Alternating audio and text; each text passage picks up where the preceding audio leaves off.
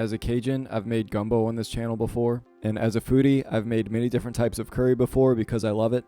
I had this silly, or I think genius, idea to combine the two of them into a single dish. I just thought the flavors of some type of masala would go really well with a roux-based dish like gumbo. So let's just jump right into the process, and you can figure out for yourself if you want to try it. This is largely based off of the gumbo recipe that I released last year. The main differences are just going to be adding some more curry type seasonings into the gumbo, and then the chicken that we make, which is going to be curry style instead of rotisserie. So let's start with that. I have around 2.5 pounds of chicken thighs here that I'm going to marinate as if I was going to make curry with them. I'm going to add 2 teaspoons or 12 grams of kosher salt, and then I'm going to grate in 2 thick boy garlic cloves like this, followed by a 2 to 3 inch knob of ginger, which I'm also grating in. And then the star ingredient here, which is 200 grams or about 1 cup of plain whole milk yogurt. And then for acidity and tenderization, I'm going to add the juice from a small lemon or lime. And then comes the seasoning, which I made my own homemade masala, but you could use curry powder or just garam masala. But for me, I started with a teaspoon each of coriander seeds and cumin seeds. I dropped them into a dry pan over medium heat and just toast them for about 3 to 4 minutes until they're fragrant. I dropped those into a spice grinder, but you could also use a mortar and pestle, and I just grind those up. And then comes the rest of the seasonings, which I'm going to mix in. I have 2 teaspoons of garam masala, 1 teaspoon of turmeric, 2 teaspoons of Kashmiri chili powder, but if you don't have that, you can use regular chili powder, about a half teaspoon of ground cardamom, and 1 teaspoon of freshly ground black pepper. I shake all that to combine, and that's one of my favorite flavor mixtures in the kitchen. Really, anything with garam masala is amazing to me. I'm going to start by adding a third of that to the chicken, and I'm going to save the rest for the gumbo. And now I just mix all this marinade and chicken together with a gloved hand. And I always say this, but yogurt marinated chicken is some of the most appetizing raw chicken I've ever seen in my life. The fragrance is there, the looks are there, it's kind of tempting in my opinion. Like, if you were being held hostage by somebody, I think you could feed them this to poison them so you could escape. Let me go. Now, why would I do that? I made you some delicious chicken. Wait, really? Where is it? What is this? It's curry spiced yogurt chicken. Looks pretty good. Smells amazing too. Wait a minute. This is sus. How did you cook this in here? The laptop gets really warm, so I used it like a pan. Wait, why did I give a hostage laptop access with internet?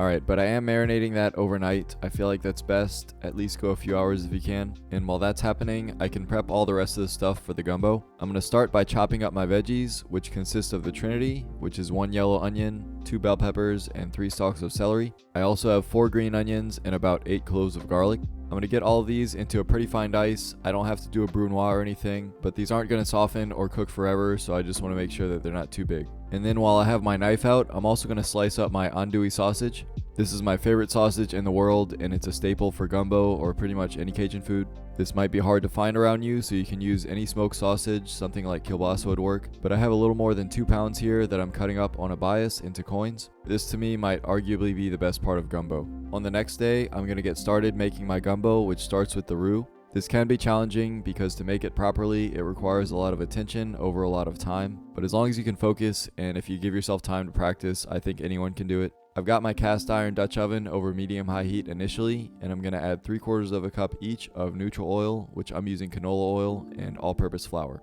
A fat and flour are the normal components for any roux, but what's special about a gumbo roux is how dark we're going to make it.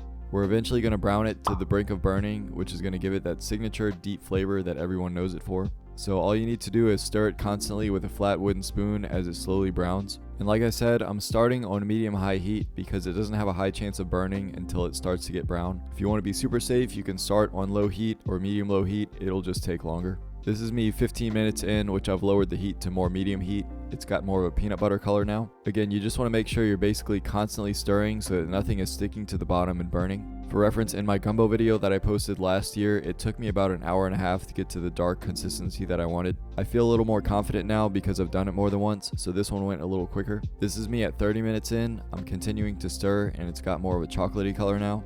Finally, after 45 minutes, this is the dark chocolate color that I was looking for. This usually takes on average about an hour to get this kind of dark color. Depending on your heat, you'll play with it and you might get it done faster or a little bit longer. Just take it as close to burning as you're willing to without actually burning it, and you're good. At this point, I'm dumping in all my Trinity vegetables, so that's everything except for the garlic. Those get stirred around and coated in the hot roux, and they'll begin to soften and release some moisture. I stir those fairly constantly for 15 minutes, and then I'm going to add the garlic. And I last minute impulse decided to grate in some ginger with this as well to give it more of that curry flavor. I only need to stir these in for a minute or two until they're fragrant. Then I'm adding 3 tablespoons of tomato paste. Tomatoes are considered sacrilegious in Cajun gumbo, but I add tomato paste to my regular gumbo anyway. It just brings a lot of umami and deep flavor to the dish, and I don't really care about tradition if it tastes good. Plus, tomatoes are common in a lot of curries, and this is already a fusion dish anyway, so who cares? I'm stirring that for about 2 more minutes until it starts to adhere to the bottom. I don't want that to burn. And then I'm going to deglaze with a liquid, and I'm choosing to use chicken stock here. You could use water with bouillon or any kind of other stock that you want,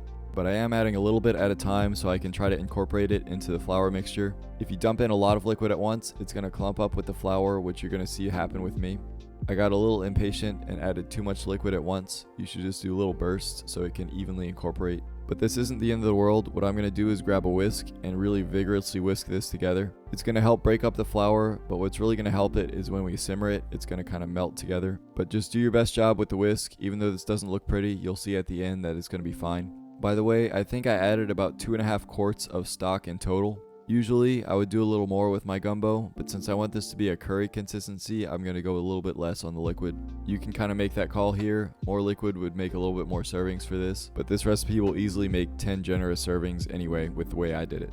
Then I'm just going to add some seasonings. I'm going to add 1 tablespoon of dried thyme, 1 tablespoon of dried oregano, a teaspoon of garlic powder, and a tablespoon of Cajun seasoning. I'm also going to add most of the rest of my masala mixture, and I'm going to save the rest in case I need it at the end. Spoiler alert, I did. Then 3 bay leaves, and I'm going to save the salt and pepper for the end when I can season to taste. Now once this is boiling, I'm going to drop it to a simmer and leave it there for 2 hours. I'm simmering on my stove uncovered because I want this to reduce just a bit.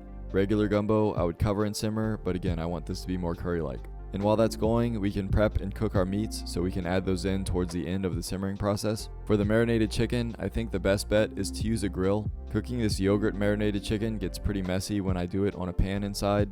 I've burned that in the past. So a good alternative is to put it on a sheet pan and cook it in the oven, which I've done before. But now that I have a gas grill, I think this is the best option. I'm just laying all these out and letting them sit for 2 minutes at a time covered. I give them a quarter turn for the grill marks and give them 2 more minutes there. And you can tell what I was talking about. That yogurt marinade really sticks to whatever you're cooking it on. In hindsight, I should have brushed some oil on the grates first. That would have helped. But either way, after 4 minutes on the first side, I'm carefully flipping these, trying not to tear them apart. I give them that 4 minutes on the other side until they get those nice char marks. And I think some of these are still not cooked through at that point, but I don't think it's a big deal because they're going to finish cooking in the gumbo. I was just looking for nice caramelized flavor on the outside. I remove those to a cutting board, and after a few minutes of resting, I just cut them into bite-sized pieces. I typically have shredded meat from a rotisserie chicken in my gumbo, so I like cutting these really small to resemble that. But you can set that aside until it's time to add it, and now we're going to sear the sausage. I'm just doing this in about 3 batches over medium-high heat. My goal here is the same with the chicken. I'm just trying to get nice brown color around the outside of the sausage, so just toss it around for about 5 minutes. Just be careful with the fond on the bottom. After a few iterations of sausage, it can get close to burning. But as long as I keep things moving, I usually don't have a problem. And after all 3 batches of sausage are done, I have this beautiful fond on the bottom. I don't want to waste this flavor, so I want to add it to my gumbo. And what I'm going to do is take some chicken stock and pour it over the hot pan. Use my wooden spoon to release all the wonderful flavor from the bottom, and that's called deglazing. Pour that off into your simmering gumbo, and you also have a pretty clean pan too. I'm going to add both of those meats back into the gumbo at about an hour and a half so that they have 30 minutes to warm back up. And by the way, you can see the clumpy mess has kind of resolved here and it looks much better. So after 2 hours, all we have to do is season this to taste, which again I'm doing with salt and pepper. I decided to add the rest of the masala, and then I'm going to also add some fish sauce. I'm doing this for one because it's curry inspired and fish sauce goes well in a lot of curries. But if you saw my other gumbo video, then you know I add this to my regular gumbo just for an umami boost. Just a couple tablespoons is enough. I also like to add fenugreek powder to the top of curries when I finish them because I feel the flavor is very potent and it goes really well. But now we can plate this. I made some basmati rice because I felt that fit here. I'm just ladling generous portions of gumbo around the rice. I'm giving that some chopped cilantro and then some green onions. A little more fenugreek powder as well, and that's it. It's a very beautifully colored curry or gumbo, however you want to look at it. Both of these foods are very fragrant. When you walk into a house that's making either one, you know what you're in for. So having both of them at the same time is a real treat. Let's get to the taste test. Man, I don't think I need to say this, but I'm excited for this one. Of course, gotta add some cloves of Louisiana hot sauce. I mean, legitimately, 2 of my favorite things put together. And I'll be the first to say that not everything goes together. And I don't know if this is the most optimal way of doing this, but I have high hopes for it. Try to get a bit of everything in there. Cheers.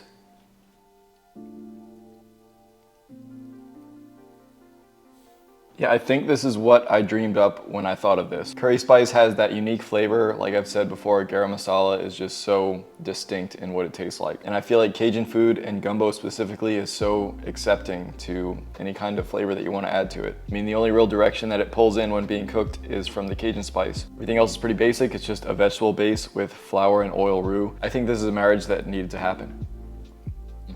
I mean, I'd like to try this again down the road and see what other tweaks I can put on it, but being honest, the way I cook, I'm always trying something different in the kitchen, so I don't know if I'll ever do it. But if this is all I ever do, then it's definitely a winner. Now, I wonder if you put like heavy cream or even coconut milk in this, with most curries being thickened and enhanced by those. I think it would be a good add here, but I forgot to buy them. But as is, this is a super spicy and very Cajun dish. I'm super satisfied with this. Hope somebody else tries something along these lines. But that's gonna do it for me today. Thank you all for watching, be blessed, and I'll see you next time.